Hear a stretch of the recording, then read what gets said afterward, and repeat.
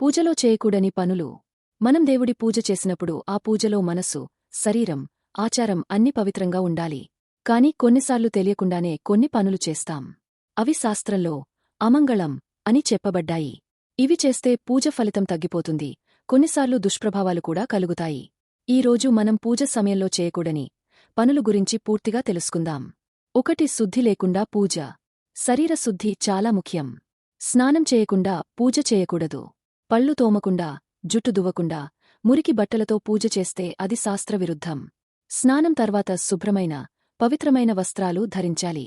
పూజ సమయంలో shoes, slippers వేసుకోవడం కైనంగా నిషేధం. 2. ఆసనం దిశ తప్పుగా ఉండటం. పూజ చేసేవారు ఎక్కువగా తూర్పు లేదా ఉత్తరం వైపు చూసి కూర్చోవాలి. పశ్చిమం లేదా దక్షిణం వైపు చూస్తూ పూజ చేస్తే ఫలితం తగ్గిపోతుంది.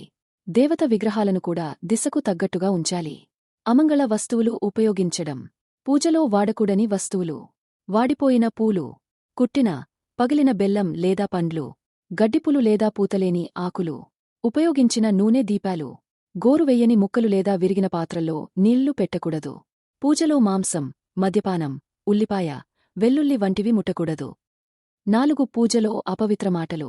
పూజ చేస్తూ దూషణలు, తిట్లు, కోపం పెట్టుకోవడం తప్పు. ఆ సమయంలో కుటుంబ విషయాలు, డబ్బు లెక్కలు మాట్లాడకూడదు. మంత్రాలు చెప్పేటప్పుడు సరైన ఉచ్చారణ లేకుండా హడావిడి చేయకూడదు. 5. దీపం మరియు ధూపం సంబంధిత తప్పులు. దీపాన్ని ఎప్పుడూ దక్షిణ దిశకు పెట్టకూడదు. దీపం ఆరిపోతే ఊదరాదు, ఎల్లప్పుడూ చేత్తో లేదా పసిపువ్వుతో ఆర్పాలి. ధూపం వేసేటప్పుడు పొగను దేవుని ముఖానికి నేరుగా పోయకూడదు. 6.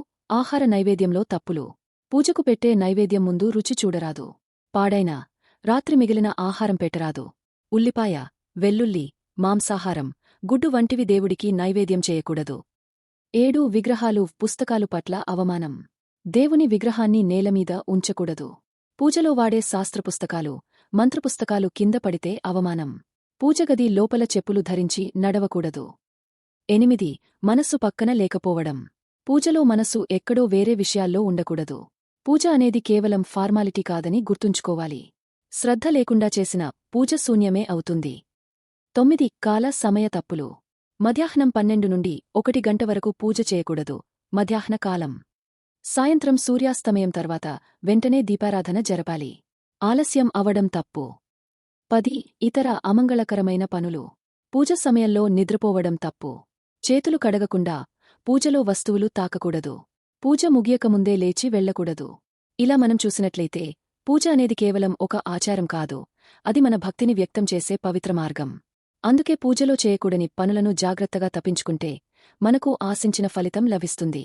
శాస్త్రంలో చెప్పబడిన ఈ నిబంధనలన్నీ మనకోసం, మన పూజ ఫలప్రదం కావడం కోసం. కాబట్టి పూజ చేసేటప్పుడు శరీరం శుభ్రంగా, మనస్సు పవిత్రంగా, ఆచారం సరైన పద్ధతిలో ఉండాలి.